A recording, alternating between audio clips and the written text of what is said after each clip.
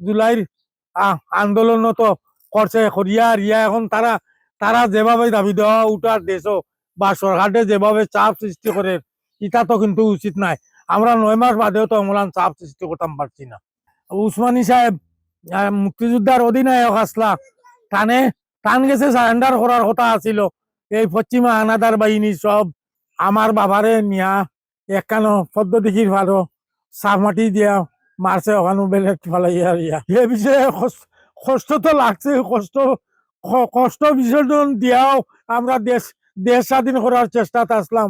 3 মাস পূর্বে দেশ স্বাধীন হওয়ার 3 মাস পূর্বে মৌলানা আব্দুল হামিদ খান বাসানিরে নজরবন্দ করে রাখি দিল এবং আমাদের এমএজি উসমানী জেনারেল উসমানী সাহেব মুক্তিযোদ্ধার অধিনায়ক আসলা টানে টান গেছে সারেন্ডার করার কথা আছিল। এই পশ্চিমা হানাদার বাহিনী সব এরা তারা চক্রান্ত করিয়া রিয়া ভারতের অরুরায় গেছে তারা সারেন্ডার করাইলো কিন্তু উসমানী সাহেবরে তখন তারা শরীরের আছে রাখিয়া রিয়া তারা ইয়ে করছে। আর তারা করলো ইটা কিতার লাগি যেন বঙ্গবন্ধু তো তখন কো আসলা এরেস্ট পাকিস্তানও মৌলানা সাহেব আসলা আমরা লগে আন্দোলন মৌলানা পন্থী যারা আসলা এরারে অনেক কষ্ট দিছে ভারত। আমি তো তখন খুব সময় এক সেকেন্ড আমাদের কর্মদা কৃত্রিম ভাষা হাজিপুর শরীফপুর ইউনিয়নের সীমান্ত অঞ্চল আমি সবসময় অপারেশনও থাকতাম তারারে কোনো ব্যাংকারও করতে দিতাম না।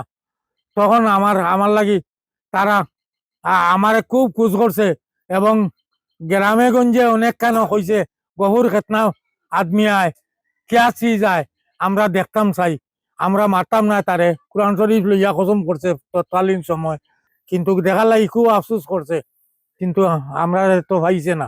মে মাসের 8 তারিখ আমি আলীনগর বিওপিতে ঢুকিয়া তারারে ওরেইয়া গুলিগালি করিয়া আর পাকিস্তানি ফ্ল্যাগ লামাইয়া বাংলাদেশের ফ্ল্যাগ টাঙ্গাইয়া তৈসলাম।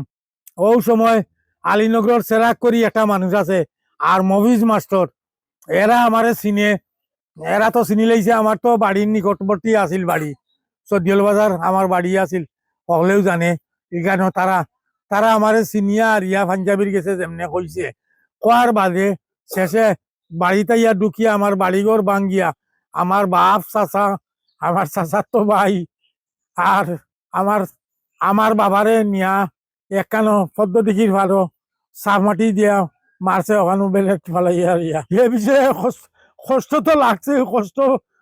কষ্ট বিসর্জন দিয়াও আমরা দেশ স্বাধীন করার চেষ্টাতে আসলাম।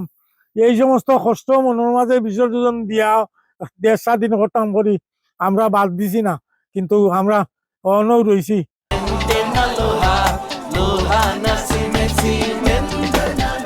রোয়ার পরে তারারে যখন উৎখাত করার সময় আইলো তখন কুতো তারা আমরার কাছে পরাজিত হইয়া সারেন্ডার করতে চাইলো।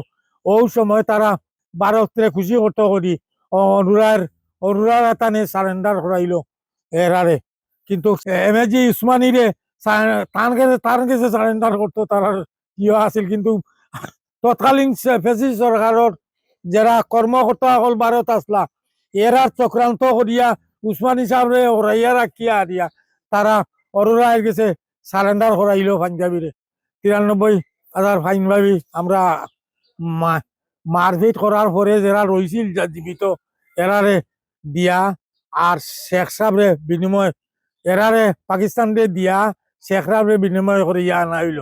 বন্দুক আমরা জমা দিছি শেষে দেশ স্বাধীন হওয়ার পরে মুলিবাজার বাজার স্কুল দিয়া রিয়া আমরা রিসিট আনছিলাম ও রিসিটও আছে এখন পর্যন্ত আছে। তারা বাড়িত উইয়া উইয়া বা তারা সুজনরে সামনাসামনি রাখিয়া রিয়া জুলাইর আন্দোলন তো করছে করিয়া রিয়া এখন তারা তারা যেভাবে দাবি দেওয়া উঠার দেশও বা সরকারে যেভাবে চাপ সৃষ্টি করে এটা তো কিন্তু উচিত নাই।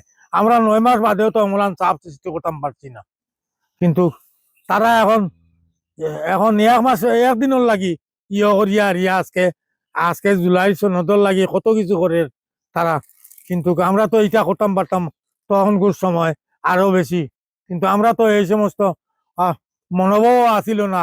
আমরা দেশের কিলা শান্তিতে মানুষ থাকতো বাংলাদেশের মানুষ কিলা শান্তিতে থাকতো কিলা ইয়ে করতো আমরা ও চিন্তাতেও আসলাম।